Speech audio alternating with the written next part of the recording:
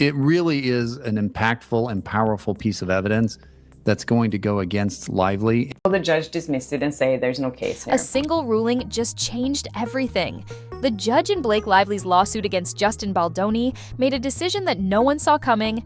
Testimony is super important in this case, and if you can show the jury that she's lied, juries don't like liars. Overnight, Hollywood's golden girl found herself in a nightmare she can't control. Her carefully crafted image is crumbling, and the industry that once embraced her is now turning its back. Different rules for her than she wants for Baldoni and his team, which I don't think the judge will agree with. But what exactly happened in that courtroom, and why is it sending shockwaves through the entire entertainment industry? When the judge dismissed key elements of Lively's case, declaring, "There's no case here," it didn't just weaken her legal position, it exposed the shaky foundation her entire lawsuit was built on. Legal experts immediately recognized how devastating this ruling was. If the jury finds that Blake lied about even one detail in her testimony, Lively's PR firm begging to be let go of the case, I think actually they may have the worst messages of all. they can legally disregard everything she says. In the courtroom, credibility is everything. And as one lawyer bluntly put it, juries don't like liars. The ruling revealed something else that's sending ripples through Hollywood. Damning video evidence that contradicts Lively's version of events. This isn't just a minor discrepancy. It's evidence so compelling that legal analysts are calling it some of the most damning evidence in this case. Attorney, I'd want to get out of this case before she has to sit for deposition, not just because it might be bad for the case, but PR-wise. The experts who've reviewed the footage agree that jurors, who they describe as collectively the smartest people in the room, will be able to see through any attempt to spin the situation. All together, they all come from varied backgrounds. They're the smartest people in the room collectively. Behind closed doors, Blake's reaction was nothing short of catastrophic. Sources close to the actress describe her response as frantic, desperate, and a complete unraveling of the calm, controlled persona she's cultivated for years. The woman who has spent her career meticulously managing her public image was suddenly facing a situation she couldn't manipulate. She wasn't just upset, she was livid. Her entire PR team immediately went into crisis mode, scrambling to shift focus away from the ruling, but the damage was already done. What makes this situation particularly explosive is that it isn't just a legal setback, it's become a turning point in how the public perceives Blake Lively as a person. For years, she had been praised as one of Hollywood's golden girls, but now people are questioning everything about her. The most visible evidence of this shift is happening in real time on social media. In the months since the lawsuit began, Lively's follower count has plummeted at a speed that's shocked industry insiders. We're not talking about a small dip. We're talking hundreds of thousands of people jumping ship, with each new development in the case accelerating the exodus. Meanwhile, Baldoni is experiencing exactly the opposite, a surge in followers, supporters, and allies from people who are taking a second look at his side of the story. But the backlash extends far beyond social media metrics. Hollywood itself is distancing from Lively with remarkable speed. Directors, producers, and executives who once viewed her as a valuable asset are now seeing her as a liability. As one industry insider put it, Hollywood doesn't operate on morality. It cares about money, reputation, and power. Right now, Blake Lively is bad for business. This isn't just about the lawsuit. What are you talking about? She genuinely is not aware of how insane she sounds. The legal battle has inadvertently exposed what insiders say is a pattern of problematic behavior that has been quietly tolerated for years. Why would you want to take over someone's movie? The outfits in this end are so out of touch. No, we don't want to watch bullies like Blake. The way she allegedly takes over projects, overrides directors, forces script changes, and ensures she's the center of everything. There have been whispers about her behind-the-scenes antics for years, but now they're being discussed openly, and the picture they paint isn't flattering. The situation reached a new level of public embarrassment when Blake decided to attend South by Southwest on March 9, 2025.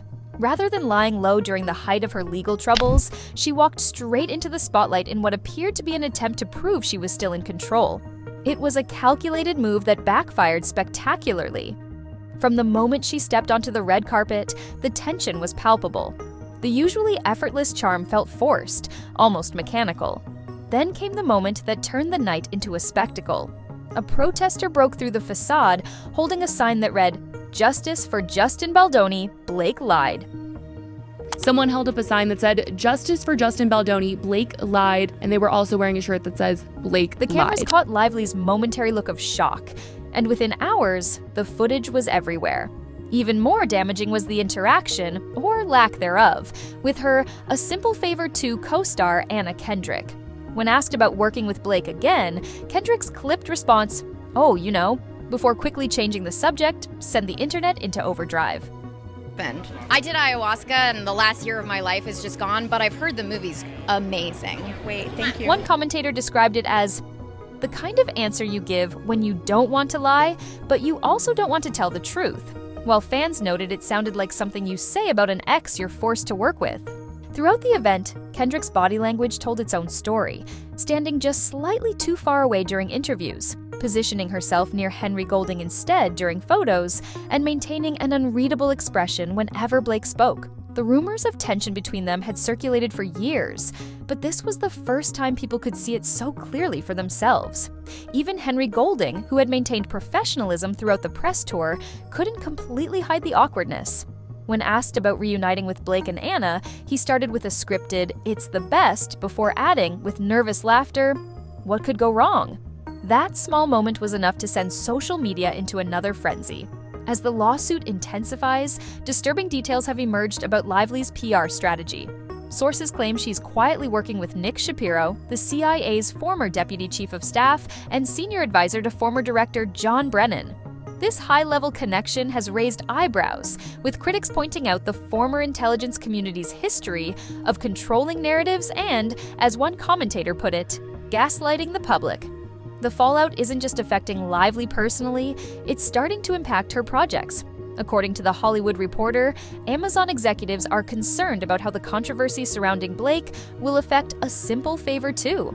Instead of generating excitement about the sequel, the media coverage is dominated by the drama between Lively and Kendrick, and the tension was impossible to hide during promotional events. What should have been a triumphant return for Blake Lively is turning into another PR disaster. The question isn't whether her career will survive this lawsuit, it's whether A Simple Favor 2 will survive the Blake Lively backlash. And based on the SXSW reception, the public has already made up its mind. This legal confrontation has evolved far beyond its original scope, encompassing allegations of sexual harassment, defamation, and complex PR maneuvers. It's not just threatening the careers of both Lively and Baldoni, it's revealing the complexities of addressing misconduct allegations in an industry where public perception can make or break careers. Both parties have employed distinct strategies to sway public opinion. Lively's approach has focused on controlling the narrative and imposing strict confidentiality measures on sensitive information, while Baldoni has opted for transparency, launching a website that details his version of events. The consequences are already apparent. Lively faces intense media scrutiny that could affect her marketability and future casting opportunities. Baldoni has experienced immediate repercussions, including being dropped by his talent agency WME and having awards rescinded. This high-profile battle is forcing Hollywood to confront difficult questions about how it handles serious allegations, the power of PR in shaping narratives, and the lasting impact on those involved. With neither side backing down, this drama continues to unfold, reshaping careers and potentially changing how the industry addresses similar situations in the future.